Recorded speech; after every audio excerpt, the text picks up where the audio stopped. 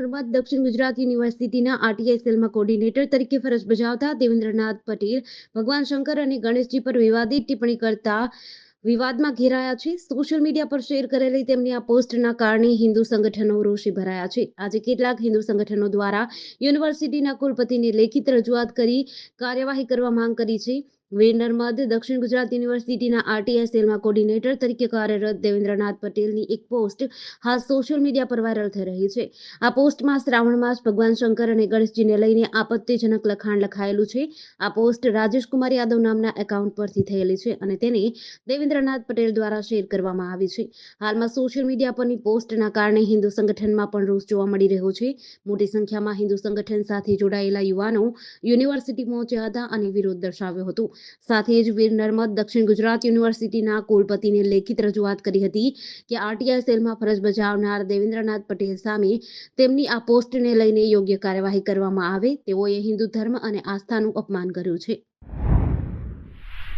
વડોદરાના મલ્હાર પોઈન્ટ પાસે આવેલી નવી કલેક્ટર કચેરી પાસે શ્રીરામ ઇન્સ્યોરન્સ કંપનીની ઓફિસમાં 11 વાગ્યાની આસપાસ એર કન્ડિશનરમાં બ્લાસ્ટ થતાં અફરાતફરી મચી હતી. આ બ્લાસ્ટના કારણે 6 લોકોને ઈજા પહોંચી હતી. ત્યારબાદ તેમને સ્ટર્લિંગ હોસ્પિટલે ખસેડવામાં આવ્યા હતા. આ અંગે જાણ થતાં જ સ્થાનિક પોલીસ દોડી આવી હતી અને તપાસ શરૂ કરી હતી. 6 માંથી 2ની હાલત ગંભીર છે.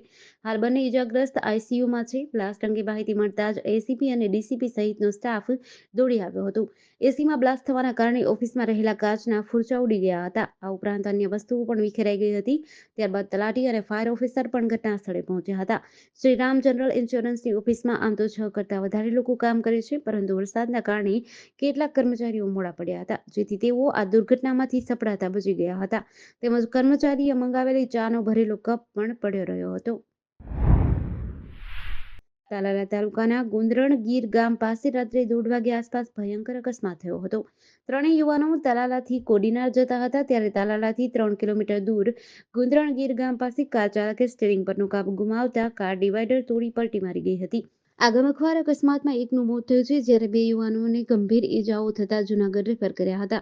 બનાવ અંગે પોલીસ પાસેથી પ્રાપ્ત વિગતો અનુસાર તાલાલા ગીર કામકાજ અર્થે આવેલા ત્રણેય યુવાનો ગત મોડી રાત્રે કોડીનાર પરત જતા હતા. આ દરમિયાન ગુંદરણ ગીર ગામ પાસે બજરંગ હોટલની બાજુમાં આવેલ ગોડાઈમાં કાર ચાલકે કાબુ ગુમાવતા કાર ડિવાઈડર તોડી પલટી મારી ગઈ હતી. આ બનાવની જાણ રાહદારીઓને થતાં તાત્કાલિક 108 બોલાવી ત્રણેય યુવાનોને તાત્કાલિક તાલાલા સરકારી હોસ્પિટલે લાવવામાં આવી હતી, જેમાં કાર ચાલક સંજય સવદાસભાઈ ગોહિલવાડાને માથાના ભાગે તથા મોઢાના ભાગે ગંભીર ઈજા થતાં ફરજ પરના તબીબે મૃત જાહેર કર્યા હતા. સુરત ફાયર વિભાગમાં નોકરી કરતો વિજય જાદવ નામનો જવાન અમરનાથ યાત્રાએ ગયો હતો. મહાદેવના દર્શન બાદ 27 જુલાઈ 2024ના રોજ વિજય જાદવ સ્વરાજ એક્સપ્રેસ ટ્રેનમાં સુરત પરત ફરતો હતો. તે દરમિયાન જમ્મુ તાવી પઠાનકોટની વચ્ચે એકાએક ટ્રેન નીચેથી ધુમાડો નીકળવા લાગતા લોકો પાયલટને સેન્સરથી જાણ થઈ હતી, જે બાદ ટ્રેન રોકાતાની સાથે જ સુરતના ફાયર જવાને લોકો પાયલટની પરમિશન લઈ 10 મિનિટની અંદર ટ્રેન નીચે જઈને આગ બુઝાવી હતી. મોટી દુર્ઘટના બને તે પહેલા અટકી જતા ટ્રેનમાં સવાર લોકોએ હાશકારો અનુભવ્યો હતો. સાથે જ સુરત ફાયર બ્રિગેડના જવાનની સૂઝબૂછથી મોટી દુર્ઘટના અટકી હતી. વિજય જાદવે પોતાનો પરિચય આપ્યો હતો અને તેઓ આગ ઓલવવામાં મદદ કરી શકે છે તેવું જણાવી આગ ઓલવવા માટે પરમિશન માંગી હતી. પરમિશન બાદ વિજય કોચની નીચે ફાયર એક્સટિંગ્યુશર લઈ આવ્યા હતા અને જ્યાંથી શોર્ટ સર્કિટના લીધે ધુમાડો થતો હતો ત્યાંની આગ ઓલવી હતી. વિજય જાદવે જણાવ્યું કે લોકો પાયલટની પરમિશન લીધા બાદ જ 10 મિનિટમાં તેમણે કોચની નીચે જઈ આગ ફેલાતા રોકી હતી. સુરત ડિંડોલી પોલીસે બાતમીના આધારે વિદેશી દારૂનો જથ્થો ઝડપ્યો છે. ડિંડોલી ટીમને બાતમી મળી હતી કે હરિયાણા પાસિંગનું ટ્રાન્સપોર્ટ કન્ટેનરમાં વિદેશી દારૂ છુપાવીને સુરતમાં લાવવામાં આવે છે, જેના આધારે પોલીસે તપાસ હાથ ધરી હતી. ત્યારે ડિંડોલી હદમાં પોલીસ પહોંચી ત્યારે ડિંડોલી પોલીસે કન્ટેનરની તપાસ હાથ ધરી હતી. હરિયાણા પાસિંગ કન્ટેનરની જ્યારે તપાસ કરતા તેમાંથી પોલીસ પણ ચોંકી ઉઠી હતી. ડિંડોલીના સર્વેલન્સની ટીમને બાતમી મળી હતી કે હરિયાણા પાસિંગના ટ્રાન્સપોર્ટ કન્ટેનરમાં વિદેશી દારૂ છુપાવીને બુટલેગર મોકલી રહ્યો છે.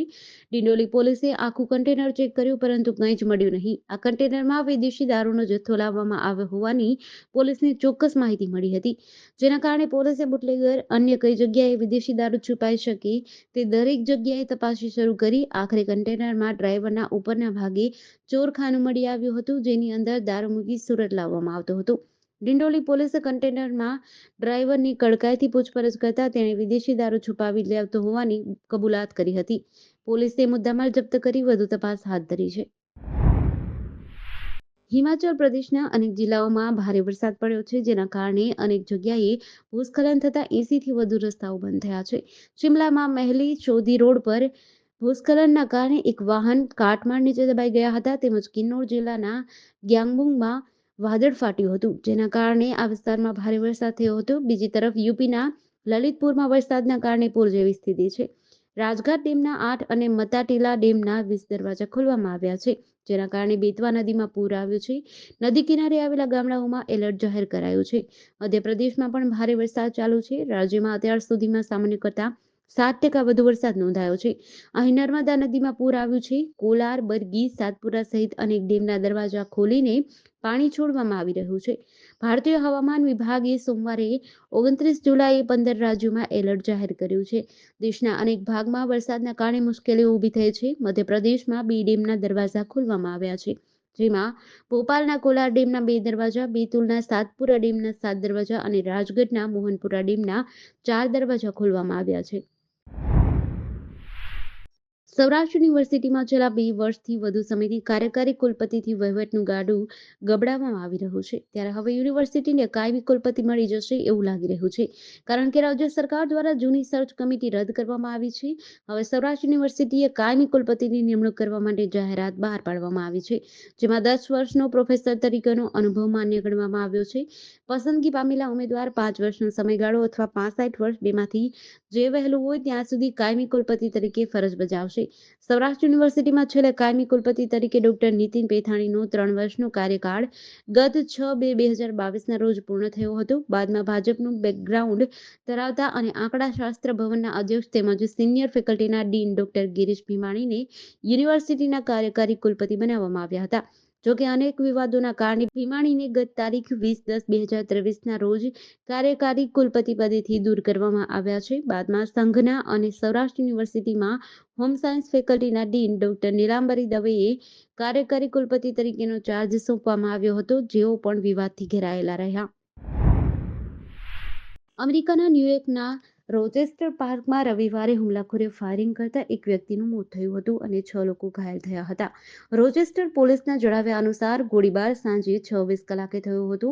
આ દરમિયાન પાર્કમાં એક પાર્ટી ચાલતી હતી, જેમાં ઘણા લોકો સામેલ હતા. પોલીસના જણાવ્યા અનુસાર ફાયરિંગમાં 20 વર્ષીય યુવકનું મોત થયું છે. ફાયરિંગ કરનાર હુમલાખોરની ઓળખ હજુ સુધી જાહેર કરવામાં નથી આવી. તેના પરિવારજનોને જાણ થતાં જ ખુલાસો કરવામાં આવશે.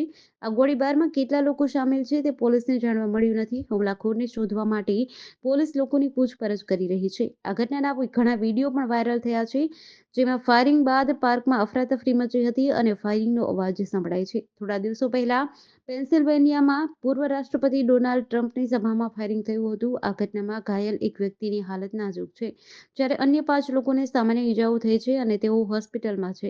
આ ઘટનામાં માર્યા ગયેલા યુવકની ઓળખ હજુ સુધી જાહેર કરવામાં નથી આવી. દિલ્હીના જૂના રાજેન્દ્રનગરમાં રાવ આઈએએસ કોચિંગ સેન્ટરમાં ભોંયરામાં પાણી ભરાઈ જવાના કારણે 3 વિદ્યાર્થીઓના ડૂબી જવાથી મોત થયા હતા. પોલીસે રવિવારે આ કેસમાં કોચિંગ માલિક અને સંયોજકની ધરપકડ કરી હતી. પોલીસે આજે કહ્યું કે આ કેસમાં સંબંધમાં વધુ 5 લોકોની ધરપકડ કરવામાં આવી છે. ન્યૂઝ એજન્સી એનઆઈના જણાવ્યા અનુસાર પોલીસે કહ્યું કે ધરપકડ કરાયેલા લોકોમાં તે વ્યક્તિ પણ છે જેણે કોચિંગ ક્લાસની સામે ઝડપથી કાર હંકારી હતી. એવું લાગે છે કે કાર ઝડપથી ચલાવવાના કારણે પાણીનું દબાણ વધી ગયું અને બેઝમેન્ટનો ગેટ તૂટી ગયો. મીડિયા રિપોર્ટ્સ અનુસાર આ પછી ભોંયરામાં બનેલી લાઇબ્રેરીમાં પણ પાણી ભરાઈ ગયું અને વિદ્યાર્થીઓ ડૂબવા લાગ્યા. બીજી તરફ જૂના રાજેન્દ્રનગરમાં નાળાની આસપાસની બુલડોઝર વડે અતિક્રમણ દૂર કરવામાં આવ્યું હતું. તે જ સમયે એમસીડીએ જુનિયર એન્જિનિયર અને આસિસ્ટન્ટ એન્જિનિયરને પણ બરતરફ કર્યા છે. આ સિવાય કોચિંગના વિદ્યાર્થીઓ સતત બીજા દિવસે એમસીડી અને પ્રશાસન વિરુદ્ધ સૂત્રોચ્ચાર કરીને વિરોધ પ્રદર્શિત કરી રહ્યા છે. આમોદના કોલમણા ગામની સીમમાંથી જેટકો કંપનીની 220 કેવી ગવાસદ-સુવા ગામની હેવી વીજ લાઇન પસાર થાય છે. ટાવર ઉપરથી કંડક્ટર નીચે આવી જતા તેનું સમારકામ છેલ્લા 3-4 દિવસથી જેટકો કંપની દ્વારા ચાલુ હતું. આ સમયે 86 નંબરના ટાવર ઉપર 4 કર્મીઓ કામગીરી કરતા હતા. ત્યાં જ એકાએક ઉપરના ભાગનું ટાવરની એંગલમાંથી તૂટી પડતા કામ કરી રહેલા મહેશ અભેસંગ ગોહિલ દબાઈ જતા તેમને ગંભીર ઈજાઓ થઈ હતી. આ સાથે જ વિષ્ણુ પટેલ અને દીપકભાઈ વસાવાની પણ ઈજાઓ થતા ટાવર ઉપર જ તેમણે બૂમાબૂમ કરી હતી, જેથી કોલવણા ગામના યુવાનોએ દોડી આવી ત્રણેય ઈજાગ્રસ્તોને મુખ્ય માર્ગથી અડધો કિમી દૂર સુધી કાદવ કીચડમાંથી બહાર કાઢી હોસ્પિટલે ખસેડ્યા હતા, જ્યાં મહેશ ગોહિલને વધુ ઈજાઓ હોવાથી તાત્કાલિક સારવાર અર્થે આમોદના સરકારી હોસ્પિટલમાં લઈ જવાતા તેમને ફરજ પરના તબીબે મોત જાહેર કર્યા હતા.